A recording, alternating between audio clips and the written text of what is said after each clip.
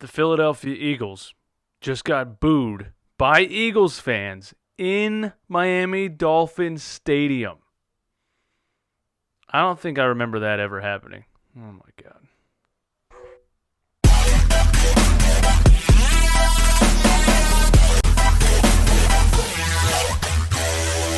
Listen, guys, yeah, I'm wearing a Dolphins jersey and a Dolphins hat because I lost the bet to my girlfriend. She's a Dolphins fan.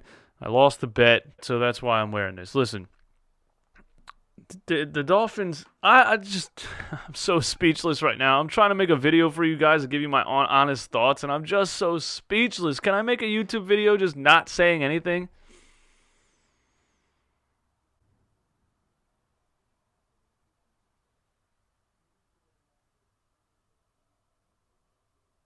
All right. Listen, I didn't really think this was possible. I just didn't, man. I don't think anybody did. I'm like, the Eagles are playing bad, right? They're playing bad. They're not a great team. They're not going to win the Super Bowl. They might squeak into the playoffs, but they're not actually going to lose to the Miami Dolphins, who were tanking the whole season, who were losing on purpose. I'm not saying the players are losing on purpose because, as you saw today, players play, man. Players never try to lose a game. But the front office is trying to tank. They sucked all the talent off of this team. They're trying to lose. But if there's one thing the Eagles will do, if you have one good receiver, they will let him beat them. If you have one good receiver, they will allow him to beat them. And that's what happened. I said last week, the only chance the Miami Dolphins have of scoring in this game is throwing the ball over the top to Devante Parker. And what happened? The crazy thing is, and this goes into coaching and schemes and game plans, I didn't see safety help over the top, period. The whole game. The one person you should be focused on the whole game is Devante Parker, and you got him one-on-one all day. No double team, no safety over the top, no nothing. It's like the coordinators don't even understand the basics of the game. I don't get it. Aside from Devante Parker murdering us one-on-one all day, like, I don't even know where Malcolm Jenkins was the whole day. Was he playing? I don't even remember hardly seeing the guy on the field. He was there, but he wasn't really there. Aside from Devante Parker killing us all day, let's talk about the offense and Doug Peterson. Might as well. We talk about it every week. We might as well talk about it. I said how many weeks ago now Doug Peterson needs to be fired, but it's not going to happen for 2 or 3 more years. This might speed up the process a little bit because when you're the beginning of the season, you're supposed to be a Super Bowl contender. I can't even say that without almost throwing up. The beginning of the season, you're supposed to be a Super Bowl contender. And in week 14, 13, I don't know what week it is, late in the season, you're losing to the Miami Dolphins, who everybody knows is tanking. That's going to speed it up a little bit. But let's get a little bit more in depth about Doug Peterson, because I say the same things about him that I said about Andy Reid in 2003. I was in high school. I was telling people in high school, man, Andy needs to run the ball, man. We lost to the St. Louis Rams in 2003 in the playoffs. Brian Westbrook did not get the ball as much as he should have got the ball. Everybody knew it. It's just pass, pass, pass, pass, pass. It doesn't make any sense. Doug Peterson is the same person, except he can't evaluate talent for Can't swear on you. You know how hard it is to make this video without dropping all kinds of F-bombs and S-bombs? But if I swear on YouTube, my videos will get flagged for adult content. This is soda, by the way. It's Fresca. No adult content up in here. Yeah, Doug Peterson does not know how to use the run to set up the pass. He just doesn't. There's no flow. There's no setup. Listen, I'm a DJ, okay?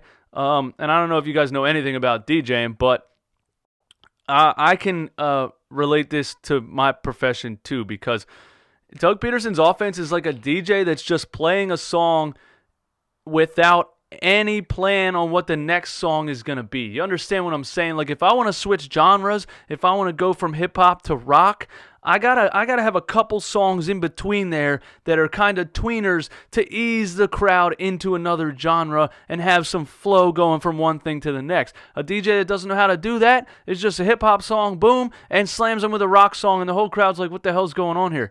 That's what Doug Peterson does. He just calls one play at a time. He has no clue what's coming next in his own brain.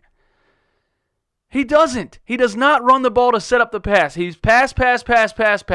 Then he goes, okay, yeah, I think we've been passing like a little too much lately, so let's run the ball now. And they run 3 run plays in a row up the middle to Miles Sanders, and then they're back to the pass.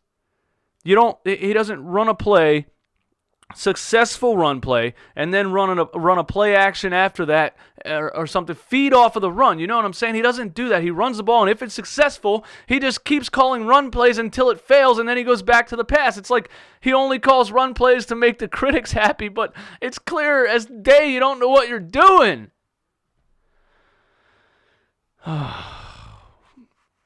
In a game against the worst defense in the league, the worst rushing defense in the league, these guys are allowing 170-plus rushing yards a game. We don't have it in our game plan to come out and abuse them with the run, with Miles Sanders and Jay Ajayi. We don't have that in the game plan. That is just amazing to me. That's just flat out amazing. Of course, Carson Wentz threw the ball 45 times. Miles Sanders had 17 carries. Jay Ajayi had 3. We ran the ball 20. It just can't happen.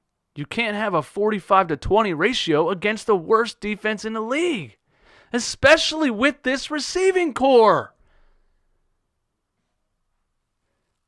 Isn't it crazy that Alshon Jeffrey came back and he had a lot of great plays? I'm not saying anything bad about Alshon Jeffrey, even though he looks like he's running in quicksand at the age that he's at now. He's just not elite anymore, and we all need to understand it and accept it. His hands are elite. Don't get me wrong.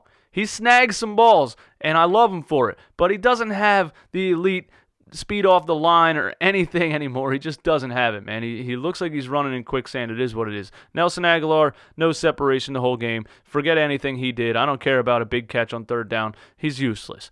Mac Hollins, I don't know if they played him this week, whatever. Arcega-Whiteside, got open kind of a couple times, dropped the ball.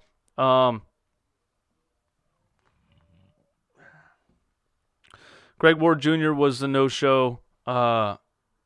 It's actually crazy that our starting receivers came back and our receiving core looked worse. You know what I'm saying, man? Oh, man. Just what else, dude? Just what else, man? We were up 2 points towards the end of the game, and we should have been running clock, and we were throwing the ball deep. 2 bombs to Alshon Jeffrey. One was a one-on-one, and one was into double coverage. It just doesn't make sense. There's no flow to this offensive system. There's no rhythm. There's no reason for anything to happen. We just randomly call plays. Okay, let's throw it deep now. I don't know. Let's try that. It's just there's no strategy at all, man. Shout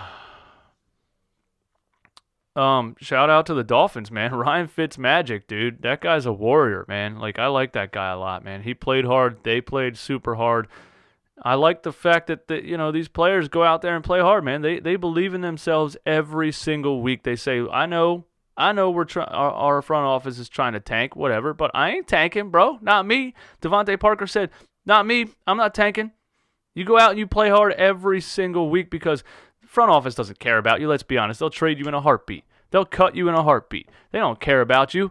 The only person that cares about you is you. The only person that has your back in this sport, in this profession, is you. I mean, that's any job, really. You got to look out for yourself. And Devante Parker playing the way he does is looking out for himself because whether the Dolphins want him or not, he's going to get a paycheck no matter what happens because he plays hard. Put him on a tanking team, he's going to go out there and play 110% and get you some touchdowns whether you want them or not. It just must be nice to have a number 1 wide receiver. Do you know what that's like? Does anybody know what that's like?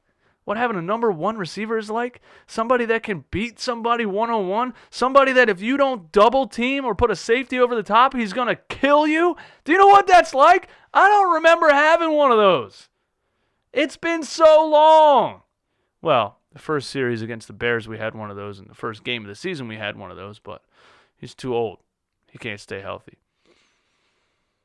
Other than that, it was probably Deshaun Jackson when he was 25 years old.